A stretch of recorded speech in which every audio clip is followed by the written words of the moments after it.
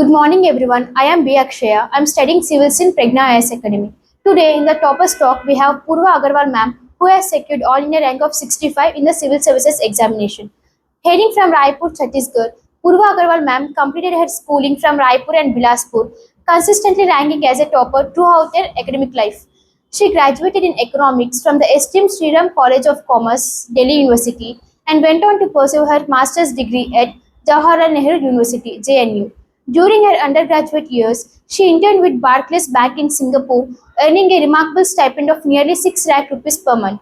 Though she was offered a pre-placement offer, her heart was drawn not to the corporate world but towards public service. At JNU, she was introduced to the civil services examination by her peers. Surrounded by a highly motivating and cooperative environment, she decided to prepare for UPSC, a decision that changed her life. She cracked the civil services examination not once but twice. First in 2023 with All India rank of 189, leading to her selection into the Indian Police Service (IPS), and again in 2024, securing an outstanding All India rank of 65. Her optional subject was economics. She is also a national level swimmer and a recipient of prestigious National Child Award by the Ministry of Women and Child Development, Government of India for her all-round excellence from a young age. Congratulations, ma'am, for securing an All India rank of 65. Now I request Yadagiri Sir, who is a senior civils faculty at Pragnya IAS Academy, to continue with the students' questions. Hello, Poorva. Hello, sir. First, let me congratulate you on your achievement of securing 65th rank in latest UPSC examination.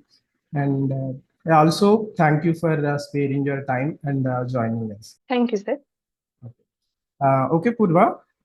Just like I told, you have secured a 65th rank in UPS latest examination, and I hope you are going into the prestigious IAS services. Okay. And last year you were there in IPS services. You were selected for IPS service. So tell us how you are feeling, how happy you are.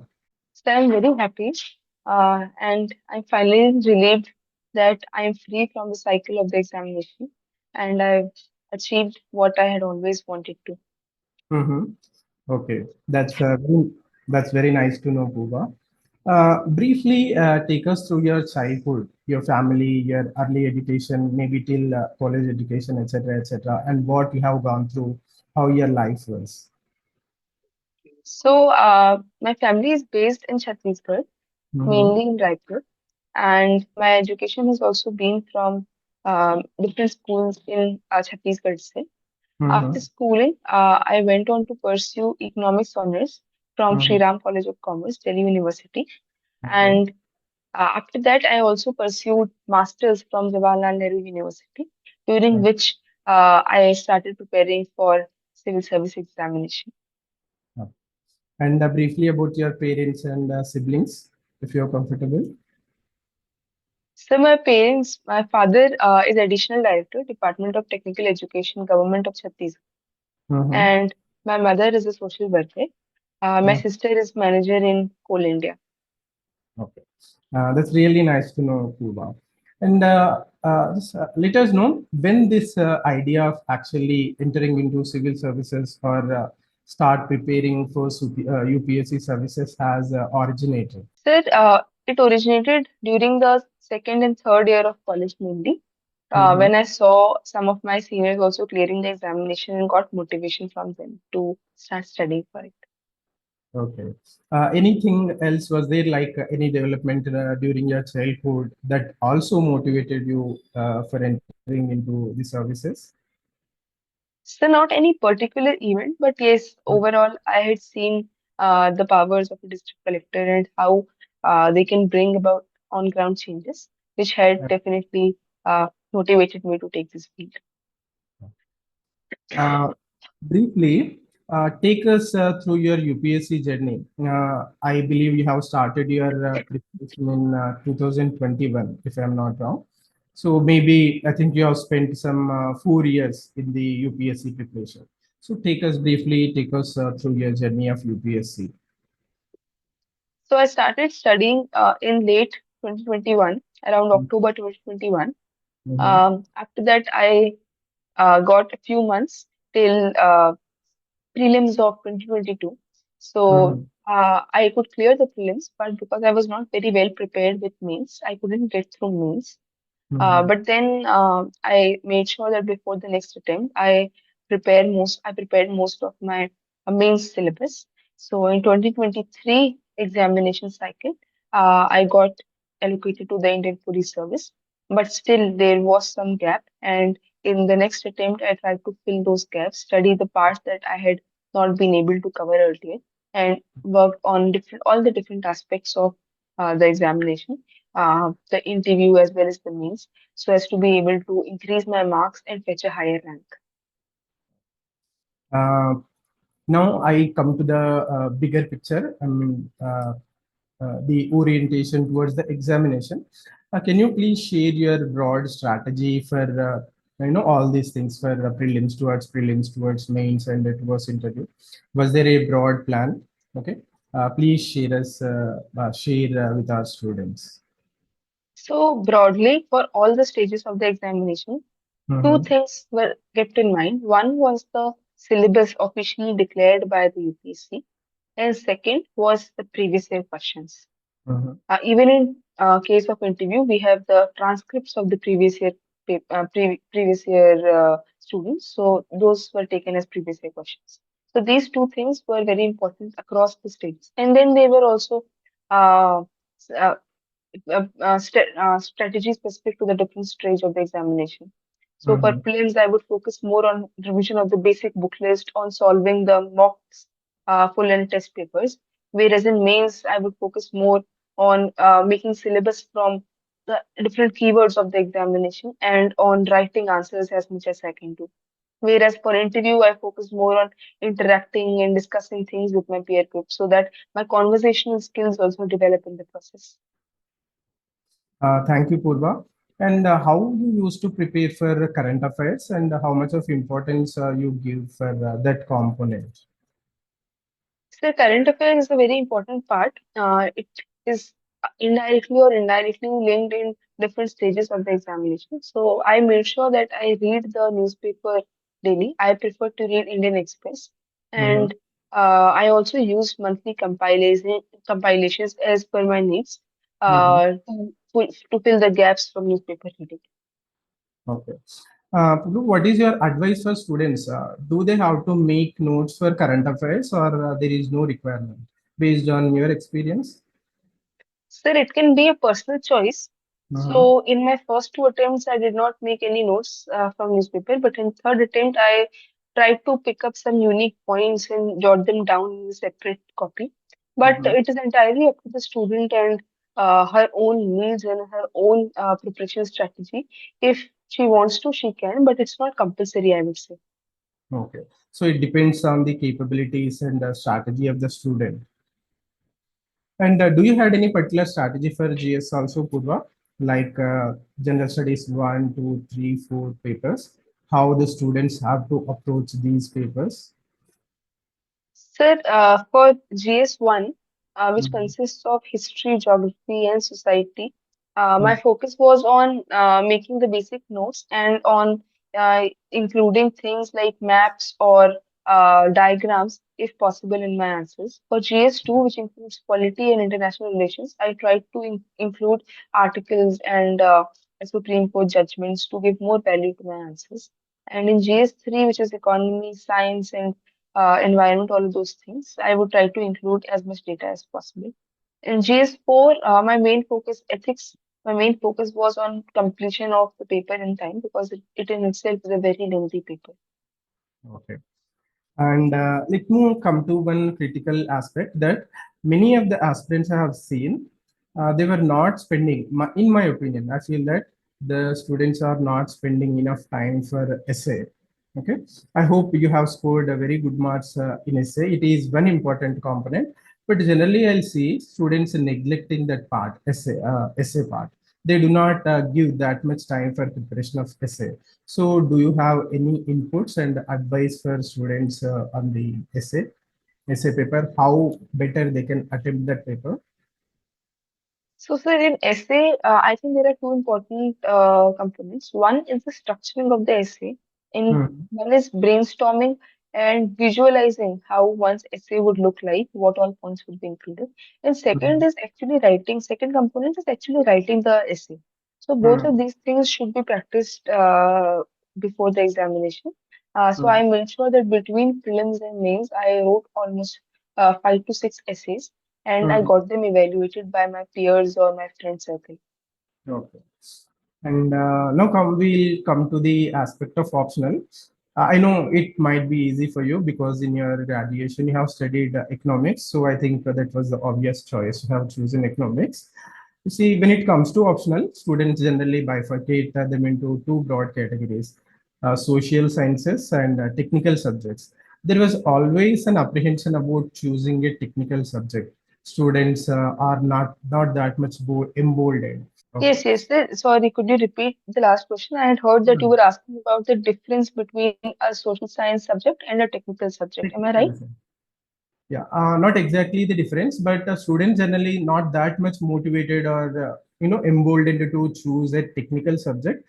Though economics comes, social sciences, but still I consider it as a technical subject because many technical aspects are involved in it. So, can you tell us? I mean, can you differentiate whether students can also go with a technical subject, maybe like economics, maybe like commerce, maybe an engineering subject, maybe a medical subject also? What are the advantages that students have when they choose this type of technical paper based on your experience? Sir, the benefit of a technical optional is that there is not a lot of variation in marks from Mm-hmm. one year to the other. Mm-hmm. So it is not the marks from one year to the other are more or less the average marks I'm talking about are more or less same. So there is no danger or risk of getting very low marks in any particular year. And the Mm-hmm. other advantage is that because it is a technical optional, the more we prepare, the more marks we can expect, because there is very objective way of writing such questions. If it is right, it is 100% right. If it is wrong, it is 100% wrong. So one can be very sure of how one is performed and how much marks one can expect. There will not be a lot of ambiguity or uh, confusion over what marks one can expect. Mm-hmm. So you have busted a little bit of those apprehensions that were there with the technical subject. I have seen many students, their obvious choice was social sciences only, like sociology, anthropology, etc., etc. But whereas if we analyze the entire thing, that success rate for technical subjects is also not bad. Actually, a slight advantage is there in the UPSC examination when you go for technical subjects. Thank you, Purva. And once again, you have already briefly mentioned about the importance of answer writing, but still I want that you little bit elaborate more on the importance of, apart from reading, what is the importance of practicing answer writing in the UPSC examination? Please throw some light on that. Yes, the answer writing is very important because it helps to one judge what is the level of information that one is able to retain from all the ocean of knowledge that one reads while preparing for UPSC. Mhm. Second is the importance of learning time management and timely completion of the answers. That is where answer writing again helps us. So, because ultimately we are awarded marks for what we write and not what we study. So, answer writing is definitely very important and it should be taken seriously by the aspirants. Thank you, Pooja. And one more critical aspect I wanted to discuss with you, that is, you see, we just go to 10 years back. For UPSC aspirants, there was dearth of material, means a sufficient amount of material was not available. But nowadays, we are seeing the scenario is completely different. You have plethora of sources, you have plenty of material. Actually, you have over availability of material. I hope you agree with me. So in this scenario, how well you have focused on the sources you have chosen, whether students have to stick to one or two sources, or they have to explore the all available sources. In this scenario of over availability of information, what is your advice to the aspirants, and what was your strategy, what was your approach when choosing the resources and reading them, then revising them multiple times? Yes, sir. So, in this background, in this context, I think one must exercise uh, his own wisdom Mm, and use the material that is aligning with her needs and with her readability or her mm, level of her knowledge.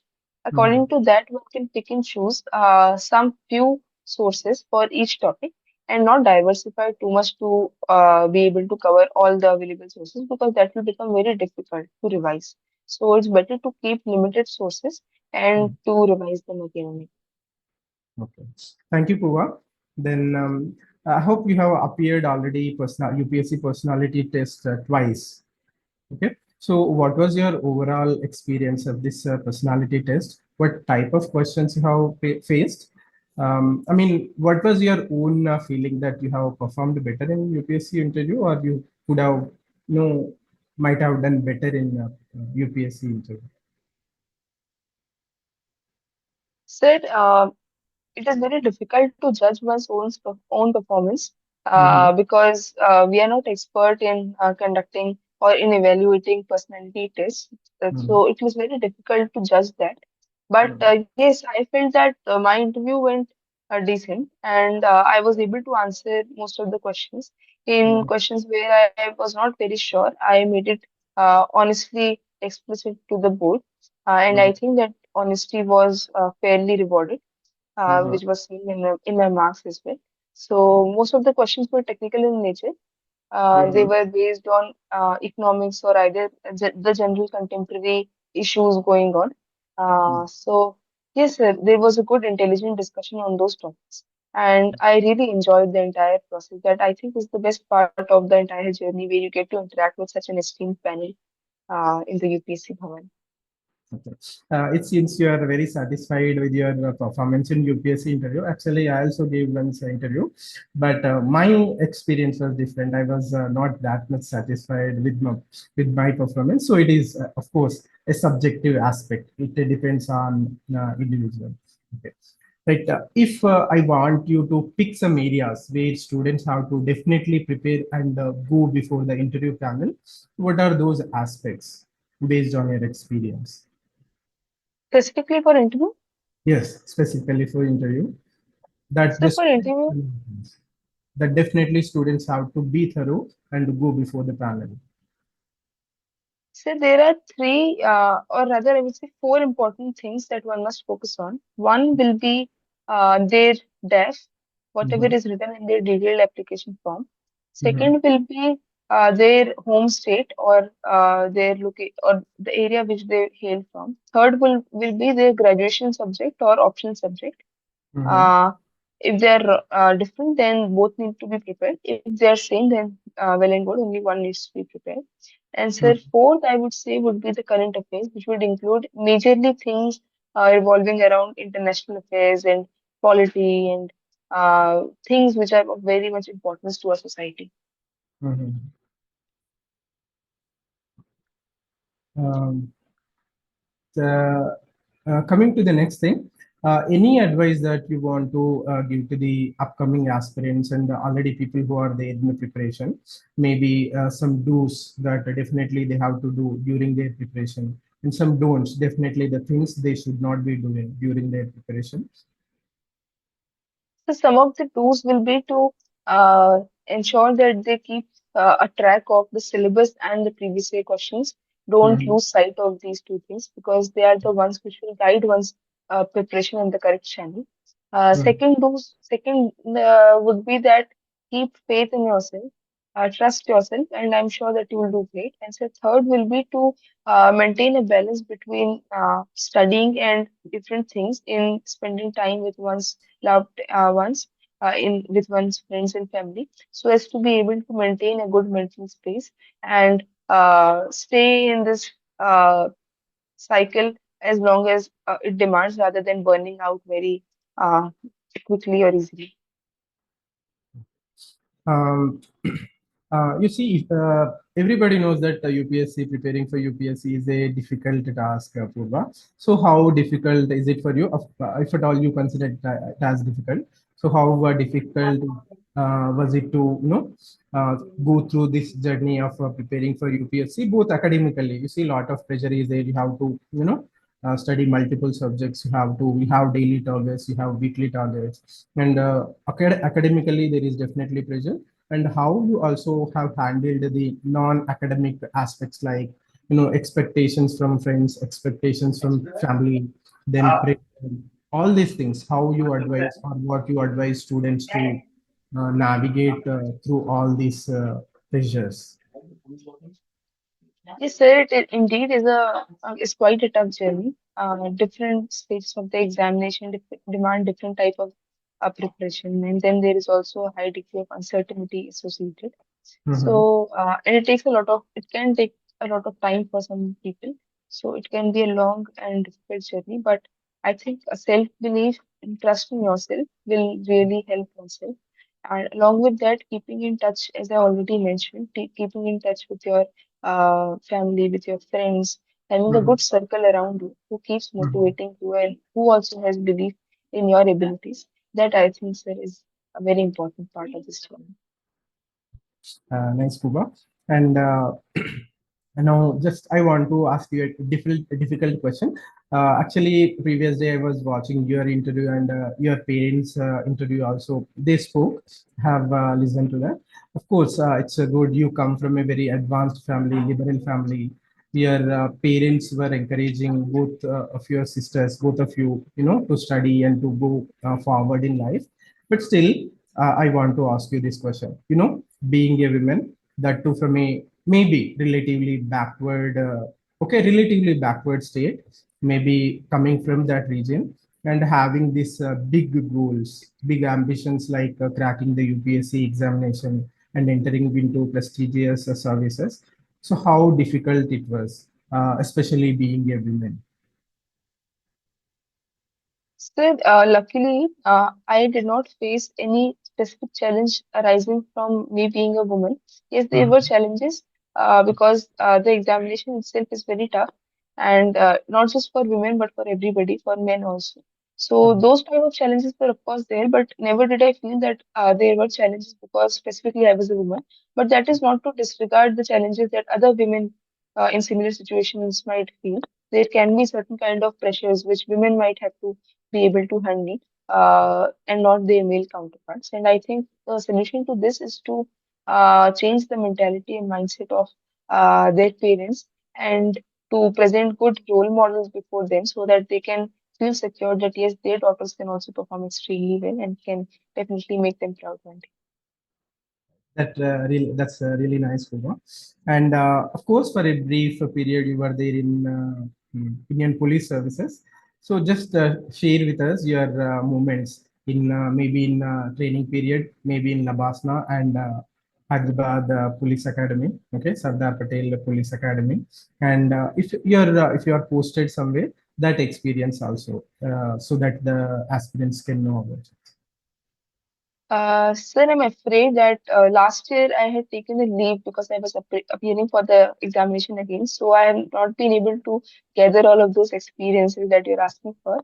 But I'm sure that as I gather these experiences this year and share it with your platform. And one final advice, if you have to give to the aspirants, what will be your advice? Sir, my final advice will be to just focus on uh, preparing a good, well laid out strategy, which you Mhm. can visualize leading you to the top rank. Second Mhm. will be to back this strategy with enormous efforts and hard work, which will be consistent and intensive. And third will be to always be grateful for what one has and to believe in whatever good wishes or positive energy or God, whatever one has belief in, because this hope and belief will definitely be needed in different stages of the examination, uh, and to ensure oneself that no, even though we are in a difficult spot right now, eventually we will see the end of the tunnel. Thank you, Puba. And finally, of course, you have got into IAS services, very happy moment. And it is a very broad area. So, do you have any specific priorities that in your service that you want to target them, or you want to focus on them and address those things and change those things and brought some improvement on those aspects, like that? You have any priorities? Sir, I would be willing to give my 100% in whichever department or field I am appointed. But yes, I would like to focus on improving the conditions of the vulnerable sections like women and children. Mhm. And I would also like to focus on health and education, which are the basic parameters through which the health of a society or a polity can be judged. Okay. Thank you, Puva. Thank you for joining us. And I wish you all the best and all the success in your life. And now the students will take up from here. Thank you, sir. Thank you, Yadagiri Sir, for having such wonderful questionnaire. Good morning, all. This is Mahipal Reddy, and I'm studying in Pragnya IAS Academy. On behalf of all the students of Pragnya IAS Academy, I extend a heartfelt gratitude to you, ma'am, for having such wonderful session. Ma'am, for aspirants like us, constantly listening to someone who have cracked the examination successfully is a tremendous source of motivation. Your session has provided us with invaluable insights and renewed sense of determination. We are truly thankful to you for picking up your time between your busy schedule to be with us today. It means a lot for each one of us, and it will surely significantly impact our preparation journey. We would also like to thank Pragnya IAS Academy for facilitating such powerful sessions with the top achievers, and also Advantage AI for making this interaction possible. On a positive note, we can end this session. Thank you all.